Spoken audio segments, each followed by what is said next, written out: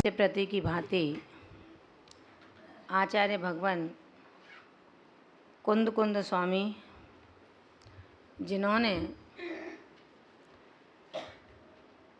जैन साहित्य के सृजन में जो अपना बहुमूल्य ज्ञान हम सबके लिए परोसा है, उनके इस अतुलनीय उपकार के लिए हम सभी उनको श्रद्धा से नमोस्तु निवेदित करते हैं। उनकी विनय वंदना हमारे सम्यक ज्ञान, सम्यक दर्शन और केवल ज्ञान की प्राप्ति में कारण हो। इन्हीं भावनाओं के साथ में आज कुंद कुंद स्वामी, जिन्होंने हमें कल बताया था निर्माल्य भोज्य, निर्माल्य द्रव्य, पूजा आदि का जो धर्म का द्रव्य है, उसके इस्तेमाल से, उसके उपयोग से हमें किन किन आदि व्याधियों और पाप की श्रृंखलाओं में दुर्गति, नरक गति का कारण बनना पड़ता है। आचार्य भगवान ने कल ये भी बताया था कि धर्म कार्यों में जो विघ्न डाला जाता है, उससे व्यक्ति को कितने कष्ट हो सकते हैं। आचार्य भगवान हमें निरंतर निर्देशित करते हैं कि यदि तू भव्य है तो अपने समय को व्यर्थ न गवा। तेरी भव्यता इस संसार में रुलने का कारण नहीं है, इस संसार से उत्तीर्ण होने का कारण है। इसके लिए सिर्फ बहुत ज़्यादा कुछ नहीं, केवल जो सत्य है उसका ही ग्रहण करना है, जो सत्य नहीं है उसको कभी ग्रहण नहीं करना। आचार्य भगवान कहते हैं, जैसे नमक की जगह यदि सोडा डाल दिया जाए तो शायद भोजन अच्छा नहीं लगेगा। ठीक इसी प्रकार जो विवाह परिणतियाँ हमारे जीव द्रव्य के स्वभाव में आकर के समा चुकी हैं। जीव का स्वभाव विवाह रूप नहीं है, जीव का स्वभाव दर्शन और ज्ञान रूप है। अगर इसमें कोई विवाह परिणति संगति के माध्यम से, गति के माध्यम से, कर्मों के विपाक काल के माध्यम से आ भी जाती है तो ज्ञानी मुमुक्षु आत्मा उसकी वस्तु स्थिति अपने गुरु से, अपने से अधिक विद्वान से जाकर के पूछता है। आगम के परिप्रेक्ष्य में कहीं पर भी पाप का समर्थन नहीं किया गया। पाप को हम कैसे अलग कर सकते हैं, इसका मार्ग जैन सिद्धांत के परिप्रेक्ष्य में दिग्दर्शित किया गया है। आचार्य भगवंत कहते हैं कि हे भव्यात्माओं, सिर्फ इतना ही नहीं है कि आप दान पूजा में, त्याग साधना में बाधक बने, अंतराय डालते हैं तो कर्मफल आपका अंतराय रूप में बंधता है। आचार्य भगवान कहते हैं, यदि वंदना और स्वाध्याय में भी आप धर्म कार्यों में विघ्न डालते हैं तो भी आप अनंत बीमारियों से ग्रसित पाए जाते हैं। आचार्य भगवान कहते हैं, स्वाध्याय चल रहा हो और स्वाध्याय के अंतर्गत हम स्वाध्याय के विषय संबंधी प्रश्नों का तो जिज्ञासा कर सकते हैं, लेकिन स्वाध्याय से अलग कोई विषय है उसकी किंचित भी व्याख्या उस स्वाध्याय काल में न करें। जब अन्य विषय की चर्चा का यहाँ विरोध है तो भला घर की, गृहस्थी की, दोस्त और दुश्मन की चर्चा कैसे उस स्वाध्याय काल में संभव हो सकती है। मैं क्या खा कर के आई हूँ और मुझे क्या खिलाया गया है, ये स्वाध्याय काल की चर्चा नहीं है। जब जैन सिद्धांत हमारे बीच में विराजमान है, उस समय केवल सिद्धांत और सिद्धांत की ही चर्चा होनी चाहिए। यदि ऐसा नहीं होता तो आचार्य भगवान कहते हैं ज्ञान पर आवरण तो वैसे ही पड़ा है, ये आवरण पर आवरण पड़ जाया करता है। हम अपने परिणामों से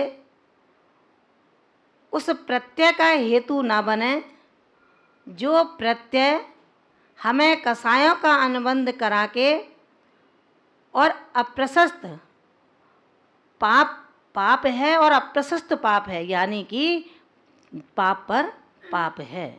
आचार्य भगवंत कहते हैं वंदना और स्वाध्याय आदि धर्म कार्यों में विघ्न डालने का क्या फल होता है रे श्रावक, शायद आपको पता होगा। अगर पता नहीं है तो मालूम पड़ जाएगा, और मालूम था फिर भी नहीं माने तो हमने मायाचारी यानी कि कसाय की, और कसाय करने के बाद धर्म के क्षेत्र में हमने मायाचारी पर मायाचारी की। आचार्य भगवंत कहते हैं इस कारिका के माध्यम से जो आपको वंदना और स्वाध्याय में बाधा पैदा करने वाले जो लोग होते हैं, जो आत्माएं होती हैं, जो ना खुद इस कार्य में शामिल होती हैं और ना दूसरों को शामिल होने देती हैं। अगर नमोकार मंत्र का अखंड पाठ चल रहा हो, भक्तांबर का अखंड पाठ चल रहा हो, कोई स्तुति वंदना में लगा हुआ हो, उसके लिए हम इस तरह की आपत्तियां खड़ी कर देते हैं कि यदि लाइट जल रही है तो उसको बंद कर देते हैं कि बंद करो, मेरा जी घबरा रहा है, बहुत मच्छर आ रहे हैं। अगर कहीं कोई शांति का माहौल है, कोई साधक, कोई जिनेंद्र भक्त भगवान की स्तुति के लिए बैठ जाता है, तो जो शांति का माहौल था उसमें हम आपस में ज़ोर ज़ोर से बातों को करना प्रारंभ कर देते हैं। यदि कहीं किसी के जिनेंद्र प्रभु की भक्ति के माध्यम से, माँ जिनवाणी के ज्ञानार्जन के माध्यम से कोई भी आत्मा किंचित भी बाधाएं पैदा करता है अथवा मन में इसके लिए मैं कैसे क्या करूं कि इसकी स्वाध्याय कैसे भी बंद हो जाए, जो विचार करता है इस तरह की योजनाएं बनाता है। क्योंकि जो व्यक्ति कहते हैं जिसकी दृष्टि ही पापों में डूबी हुई है, जिसकी दृष्टि ही छिद्रान्वेषी है, छिद्रों का अन्वेषण करने वाली है। छिद्र कौन से हैं? छिद्र यही कि इसके अंदर क्या दोष है, इसने क्या कमी की, अब इसने क्या किया, अब ये क्या करता है, जिसका काम ही दोषों को ढूंढने का है। आचार्य भगवंत कहते हैं उसका स्वभाव चील जैसा है, उसका स्वभाव मक्खी जैसा है। कैसा? चील उड़ती आकाश में है लेकिन दृष्टि धरती की ओर रखती है। कोई मांस का पिंड मिल जाए तो मैं उसको झट से उड़ा करके ले जाऊं। मक्खी के स्वभाव जैसा है वो व्यक्ति जो किसी की स्वाध्याय, वंदना, स्तुति, प्रतिक्रमण, स्तवन, भक्ति आदि में किंचित भी बाधा डालने का विचार करता है, ईर्ष्या करता है, ममकार करता है, अहंकार करता है, गुट बना करके उसकी बुराइयां करता है। आचार्य भगवंत कहते हैं ऐसा मांस का त्यागी निंदक भी मांस लोलुपी यानी कि पीठ के मांस को खाने वाला होता है। जो बात कहनी है सम्मुख कहो, उसके मुंह पर करो तो उसका सुधार होगा। अपने मित्रों से, वो मित्र भी कितने दिन के हैं? जब तक तेरी सुनते हैं तब तक तेरे मित्र हैं, जब तेरी नहीं सुनेंगे फिर तू उसकी बुराई करना शुरू कर देगा, क्योंकि उसका काम यही है। पूरे जिस्म पर जो सुंदर पाउडर क्रीम लगा करके आप आए हो, एक घाव बन गया छोटा सा, तो मक्खी पूरे जिस्म पर नहीं बैठेगी।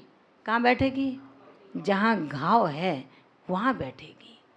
ऐसा स्वभाव होता है कि जहाँ गंदगी नहीं है वहाँ गंदगी करना, उस गंदगी में खुद भी बैठना, और जो तुम्हारे मित्र हैं उसकी मित्रता को भी इसी रूप में परिणत कर देना। आचार्य भगवंत कहते हैं ऐसे लोग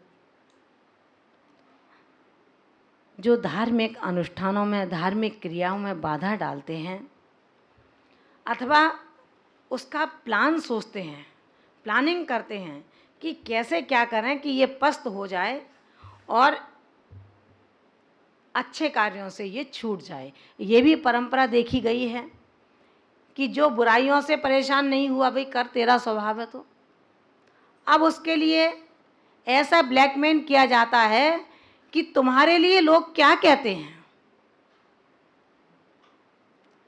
तुम्हारे बारे में कहते हैं कि तुम मंदिर तो जाती हो लेकिन मंदिर में जाकर पढ़ती नहीं हो, बहुत बातचीत करती हो। जो व्यक्ति बड़ा सहज होगा, सरल होगा, वो विचार करेगा मैंने तो किसी से बात नहीं की, तो वो पूछेगा भाई तुमसे ये बात किसने कहा है, तो वही नाम नहीं बताऊंगा मैं, कहा है बस। जिसका काम सिर्फ लड़ाई और संघर्ष को पैदा कराना है वो कुछ नहीं करेगा, वो सिर्फ इतना करेगा कि जैसे ही उसने देखा कि ये बहुत बड़ा धर्मात्मा है, अपने कर्मों की निरंतर निर्जरा करता है, गुरु की दृष्टि में ऊंचा है, समाज की दृष्टि में सम्मानित है, ऐसे व्यक्ति का कैसे डिमोशन हो, कुछ नहीं करता। जैसे ही उसका आना होता है उसके मित्र के कान पर अपना मुंह रखता है, कुछ कहा नहीं है, केवल ये दिखाने के लिए देखो मैंने कुछ कहा है। मान भावों, ऐसे मायाचारी छिद्रान्वेषी भला अपना क्या कल्याण करेंगे, लेकिन जहाँ कल्याण की आधारशिला बनी है उसको भी चकनाचूर करने में अपनी कोई कसर नहीं छोड़ते हैं। आचार्य कुंद कुंद भगवंत ऐसे लोगों की दुहाई देते हैं और कहते हैं ऐसा निकृष्ट धर्मात्मा को भी जो उसके मार्ग से डिगाने में तत्पर है, योग्य है, ऐसा आत्मा कैसे परिणामों को प्राप्त होता है और उसका क्या फल मिलता है, आज आचार्य भगवान 37वीं कारिका में इसको उपदेशित करते हैं। नरयतिर्याय दुगदी दारिद्र वियलंग हानि दो खाणी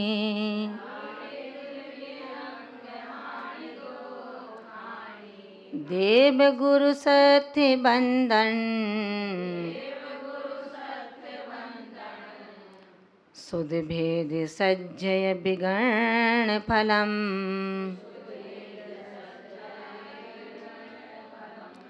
नरयतिर्यादि दुगदी दारिद्र वियलंग हानि दो खाणी